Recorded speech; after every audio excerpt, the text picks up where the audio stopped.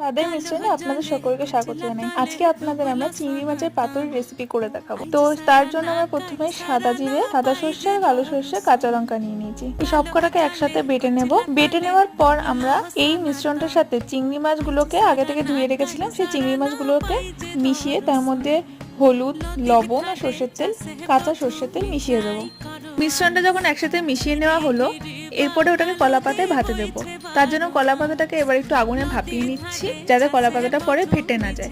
ওই ভাপানো কলা পাতার মধ্যে চিংড়ি মাছটাকে দিয়ে আমরা সুতো দিয়ে কলা পাতাটাকে ভালো করে বেঁধে নেব। এরপর ভাতটা হয়ে যাওয়ার পর ভাতের কিছুটা অংশ আমরা তুলে নিচ্ছি, মাছের অংশ, যাতে করে মাছের অংশের মধ্যে বাঁধা কলা পাতাটাকে আমরা দিয়ে দিতে পারি। এরপরে কলা পাতাটাকে দিয়ে দেওয়ার পর ওই ভাতের অর্ধেক অংশটাও তার উপর দিয়ে আমরা চাপা দিয়ে দেবো, যাতে ভাপে ভাপে চিংড়ি মাছটা হয়ে যায়।